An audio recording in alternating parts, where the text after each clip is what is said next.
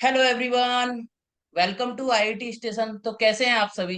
आज हमारे साथ हैं समीर राय जो कि एनआईटी हमीरपुर से एमएससी इन मैथमेटिकल कंप्यूटिंग कर रहे हैं और इनका एक काफी अच्छी जगह प्लेसमेंट हो चुका है। तो first of all congratulation Sameer. Thank you Himanshu. हाँ, आज हम इनसे इनके कॉलेज की इंटर्नशिप एंड प्लेसमेंट अपॉर्चुनिटीज के बारे में बात करेंगे। एनआईटी हमीरपुर में लोन और स्कॉलरशिप फैसिलिटी कैसी है एंड कॉलेज लाइफ कैसी है। कॉलेज लाइफ यानी कि ये पहाड़ों वाली एनआईटी है, तो पहाड़ों वाली फीलिंग कैसी आती है एनआईटी हमीरपुर में। इन सारी बातों पे हम आज चर्चा करेंगे समीर जी से। तो समीर जी, आप पहले अपने प्लेसमेंट के बारे में बता दीजिए। प्लेसमेंट आपका किस कंपनी में हुआ है और कैसा आपका एक्सपीरियंस रहा प्लेसमेंट के दौरान। एक्सपीरियंस तो काफ़ी अच्छा रहा है। कॉलेज ने काफ़ी सपोर्ट किया है प्लेसमेंट को लेने के लिए, और जो टीपीओ ट्रेनिंग प्लेसमेंट ऑफिस जो होता है, काफ़ी सपोर्ट मिला है वहाँ के टीचर की तरफ से। और करेंटली मुझे अभी दो जगह से ऑफर मिला हुआ है। एक एज एसोसिएट लेक्चरर प्रोफेसर, एक श्री चैतन्य कोचिंग, काफ़ी वेल नोन कोचिंग है साउथ की, वो आईआईटी जेईई एंड नीट के लिए। एंड एक सेकंड ऑफर मुझे मिला हुआ है as a decision scientist from Mu Sigma. It's currently ये कंपनी बैंगलोर बेस्ड है, जो कुछ ऐसे मतलब डेटा एनालिटिक्स और डिसीजन साइंटिस्ट पे वर्क करती है। काफी लोगों को और एक ऑफर नहीं मिलता, लेकिन आप दो दो प्लेसमेंट ऑफर लेके बैठे हुए हैं। आपको कंफ्यूजन हो रहा होगा कौन सी मैं कंपनी ज्वाइन करूं। वो तो ऑब्वियस है, कुछ ना कुछ कंफ्यूजन होता रहता है, पर everyone has their checklist, everyone has their what they want. हाँ। सो हाँ, तो डिपेंड हो जाता है वो।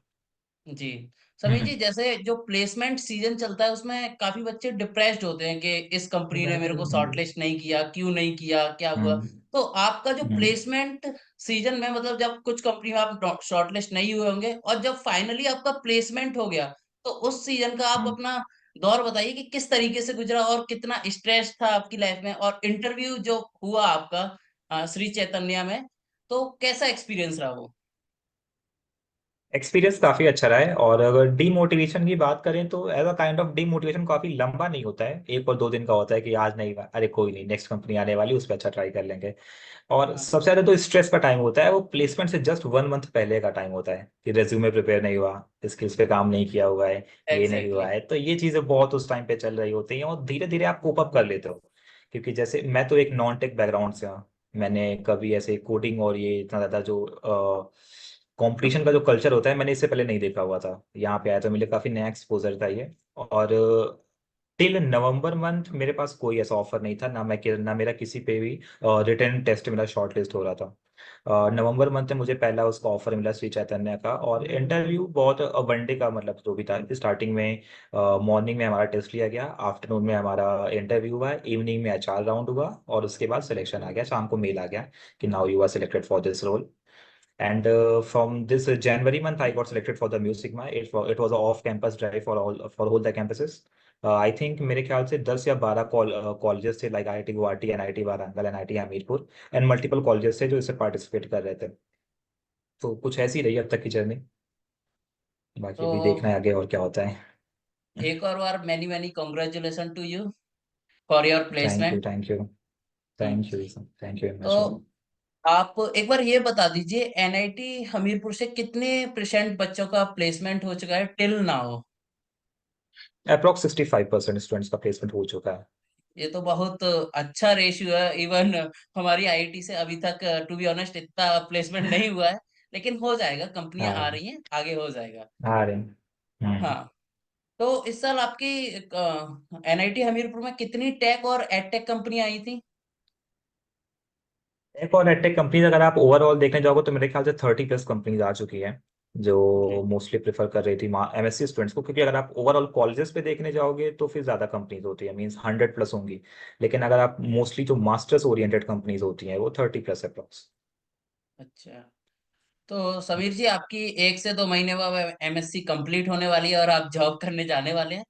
तो जो आपकी हाँ। 2 साल की जर्नी रही है एनआईटी हमीरपुर में, इवनली पहाड़ों वाली एनआईटी में, वो किस तरीके से रही है, वो आप एक बार कॉलेज लाइफ का एक बार रिव्यू दे दीजिए। जर्नी बहुत अच्छी रही है। मैं स्टार्टिंग में आया था, मेरा माइंडसेट कुछ और था, और धीरे धीरे 2 साल बीतते बीतते पता ही नहीं चला ये 2 साल कब बीत गए। इतना काम करना पड़ा इन चीज़ों पे, क्योंकि we all know IIT and IT is something something which exist in India. कि आपको कितना Ex- काम करना पड़ेगा, रात रात भर जागोगे, असाइनमेंट लिखोगे, कितना काम करोगे, और मौज मस्ती बहुत है। तो बहुत अच्छी बात होती है ना कि काम कर रहे हो लेकिन मौज मस्ती बहुत मिलती है आपको आईआईटी एनआईटीज में। तो हाँ। कुछ अच्छा रहा है, बहुत अच्छा एक्सपीरियंस रहा है, और काफी अच्छी लर्निंग कर्व रही है यहाँ पे, जिसमें काफी स्टीप ग्रोथ ली है अपवर्ड डायरेक्शन में। काफी हम्म। अच्छा रहा एक्सपीरियंस यहाँ पे। मतलब आईआईटी एनआईटी में ऐसा कल्चर होता है कि हम मौज मस्ती के साथ ही हम अपने काम को भी करते जाते हैं। हाँ, एंजॉय करते हैं दोनों चीजों को साथ ही साथ। जी। तो समीर जी, जैसे आप मेरे क्लासमेट रहे हैं बच्चों, समीर जी मेरे साथ बीएचयू में भी मेरे बीएससी मैथ्स इन्होंने और मैंने एक साथ की है। तो मुझे पता है कि इनका जैम 2022 इतना अच्छा नहीं रहा। अच्छा होता तो ऑब्वियसली ये हमारे साथ आईआईटी दिल्ली या किसी अच्छी आईआईटी में होते। तो अ, आपने जब एनआईटी हमीरपुर चूज किया था तो आपको कैसा लगा था कि एनआईटी हमीरपुर क्या मेरे लिए सही है या नहीं है? क्योंकि काफी स्टूडेंट डिप्रेस रहते हैं कि मैं एनआईटी वारंगल जाऊं, हमीरपुर जाऊं, या इलाहाबाद जाऊं, या कोई और एनआईटी जाऊं। तो आपने किस तरीके से चूज किया था कि मुझे एनआईटी हमीरपुर मेरे लिए बेस्ट रहेगा? अगर कभी करंट सिनेरियो देखें तो मेरे ख्याल से अभी बहुत सारे बच्चे सेलेक्ट हुए हैं, जिन्होंने जैम क्लियर किया हुआ है इस बार, और जिनकी रैंक अच्छी रही है, कुछ की अच्छी नहीं रही है। कुछ लोग ड्रॉप लेने का सोच रहे हैं, कुछ लोग सोच रहे हैं कि क्या ही ड्रॉप लेना है, जो मिल रहा है लेके चलते हैं, देखते हैं आगे क्या होगा। हम्म। तो ऐसा मेरा भी सीन था। मैं एग्जाम दिया क्योंकि मैंने कोई बहुत सीरियस प्रिपरेशन नहीं की थी कभी जैम, क्योंकि मैं एकदम लग गया था उसके पीछे।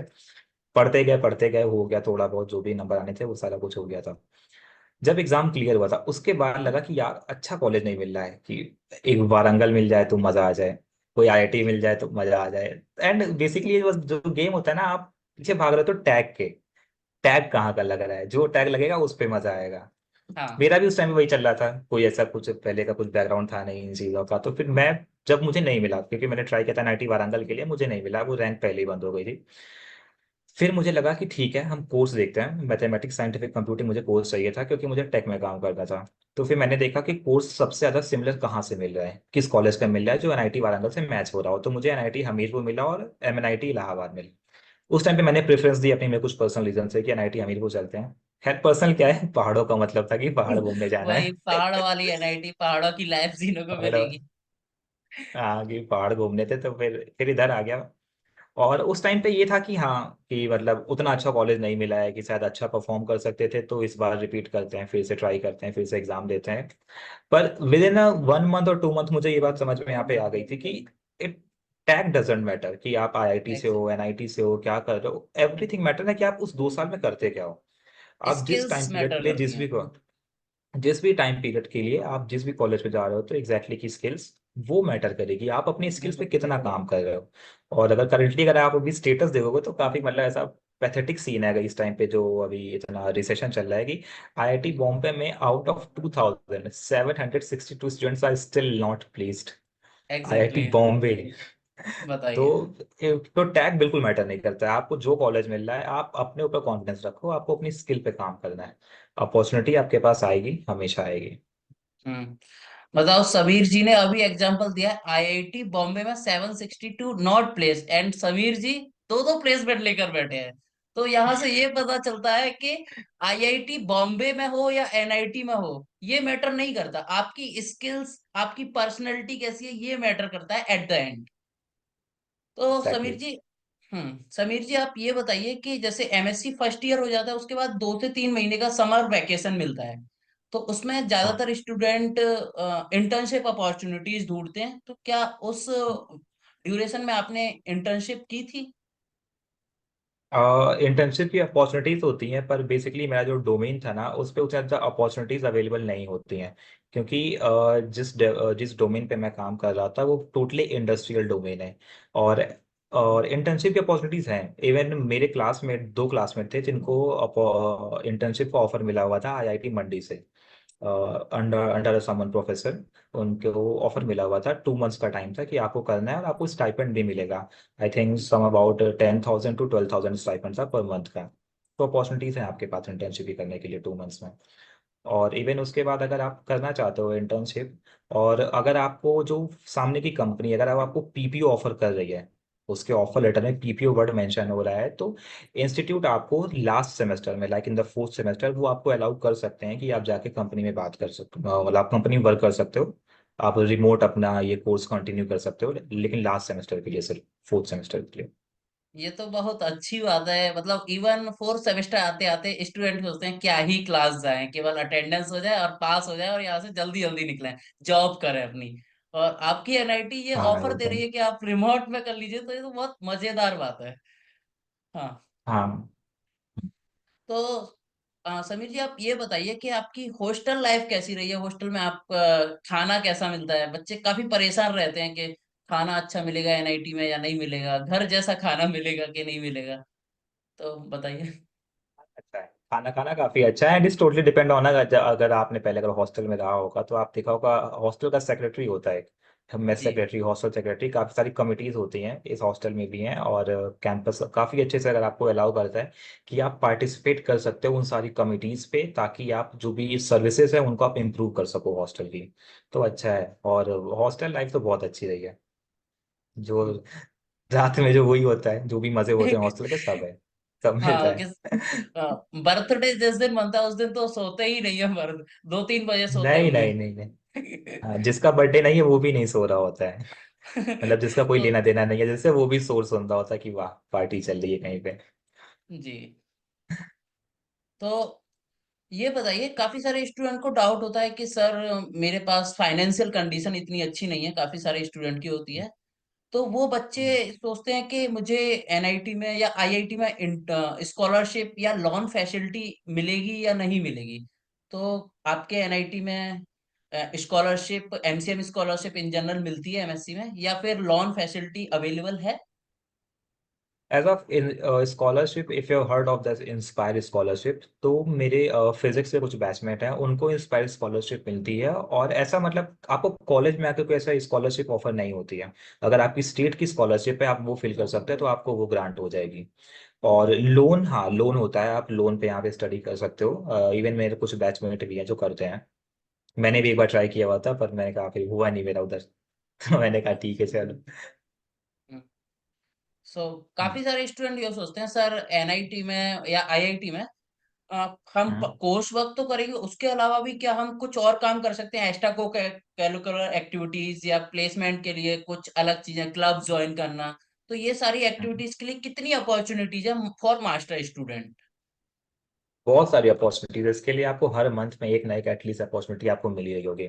लाइक इफ यू सी, हमारे यहाँ पे एक स्टूडेंट एक्टिविटी सेंटर है कैंपस के अंदर। बेसिकली वहाँ पे क्या आपको इंडोर सारे स्पोर्ट्स खेलने की अपॉर्चुनिटीज मिल जाती है। इवन बास्केटबॉल एंड बैडमिंटन भी आपको वहाँ पे अवेलेबल है, जो आप इंडोर खेल सकते हो। आउटडोर तो जो अवेलेबल है वो तो है ही ग्राउंड के पास, वो सारी सारी मतलब चीजें हैं। तो उसकी अपनी अलग कमिटीज चल रही होती हैं। ऐसे कई सारी यहाँ पास टेक की सोसाइटीज हैं, और नॉन टेक सोसाइटीज हैं जो कल्चरल इवेंट को ऑर्गेनाइज कर रही होती हैं। इसके साथ साथ हमारे कैंपस में दो फेस्ट होते हैं, जिसमें से एक टेक फेस्ट होता है निम्बस, वो भी करंटली होने वाला है नेक्स्ट 3-4 दिनों में। और एक होता है हिल फेयर होता है, जो कल्चरल फेस्ट होता है एज हिमाचल के लिए।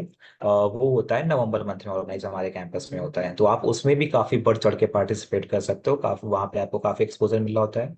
इसके साथ साथ एक इसके साथ एक प्रॉम नाइट भी हो रही होती है कैंपस में, जो वही अराउंड अक्टूबर मंथ के आसपास किसी डेट पे हो रही होती है। तो जिसको उसमें इंटरेस्ट होता है तो वहाँ भी पार्टिसिपेट कर सकता है। जी। तो काफी सारे आपके एनआईटीज में फेस्ट होते हैं। इवन स्टूडेंट जो फेस्ट होते हैं ना, उनमें जैसे आप अरिजीत सिंह का शो पैसे देकर देखने जाते हो, एनआईटी और हाँ, आईआईटी में वही फेस्ट फ्री में मिलते हैं। अनुभव फ्री बस्सी, फ्री ऑफ समय कॉस्ट। रैना, सारे के स्टैंड अप कॉमेडियन फ्री में आपको शो देते हैं एनआईटी में। ये आने का फायदा होता है हाँ। एनआईटी और आईआईटी में। तो इवन इफ अगर आप पार्टिसिपेट करते हो किसी सोसाइटीज वगैरह में, तो आपको डायरेक्ट चांस भी मिलता है उनसे मिलने का। हाँ, मिलने का आप चांस सीधे मिलता है। मीट भी कर सकते हो उनसे। जी। तो समीर जी, आप जूनियर्स को क्या सजेशन देना चाहेंगे? अगर वो, मतलब एनआईटी में इन जनरल वही लोग जाते हैं जिनकी जेब में थोड़ी सी कम रैंक आती है, तो क्या वो किस तरीके से अपने आप की मेंटल सिचुएशन को हैंडल करें और कैसे अपना डिसीजन लें एनआईटी वारंगल या हमीरपुर में जाने के लिए? स्ट्रेसफुल टाइम होता है इस टाइम पे जूनियर, मतलब जूनियर्स के लिए से हर इंसान के लिए, जो भी एग्जाम में इसमें अपियर हुआ होता है या फिर किसी भी एग्जाम में जिसके नंबर कुछ कम रहे होते हैं। पर आप ये जो शॉर्ट पीरियड का टाइम है ना, 1 मंथ 2 मंथ, आप इसको मत देखो और आप टैग के पीछे मत भागो। आप एक लॉन्ग रन में चीज देखना कि 8 साल 10 साल में अगर आप मेहनत करते हो उस फील्ड में, कॉलेज कोई भी हो डजेंट मैटर, तो आप क्या परफॉर्म करोगे, कैसा परफॉर्म करने वाले हो आगे आने वाले टाइम। ऐसे बहुत सारे इंडिया में भी वेल नोन पर्सन है जिनको आप देखोगे तो ना वो किसी आईआईटी से रहे हैं ना एनआईटी से रहे हैं, फिर भी उन्होंने अपनी लाइफ में कितना अच्छा किया हुआ है। आप शार्क टैंक देखने जाओ, तो शार्क टैंक में मेरे ख्याल से 60% जो भी उसमें जजेस हैं वो नॉन आईआईटियंस हैं जी। Currently. Non hmm. Ashneer Grover that lady है, उनके बारे में आप छोड़ दो। तो tag doesn't matter, that the only Ex- thing matters about you is that your skill, what you are doing in that 2 years is going to be happen with for your 10 years, 20 years or 30 years, whatever you are going to do.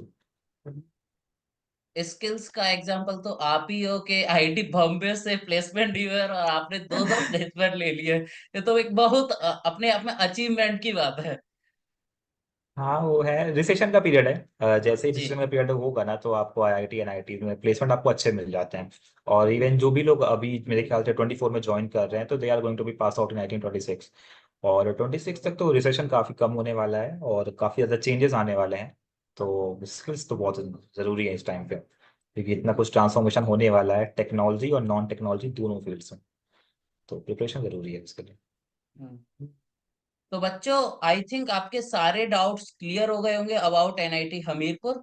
अगर आपका और कोई भी doubt है तो आप comment section में बता दीजिएगा। हम समीर जी से बात करके जल्द से जल्द आपके डाउट को क्लियर करने की कोशिश करेंगे। और हमारे चैनल से जुड़े रहिए। बहुत बहुत धन्यवाद।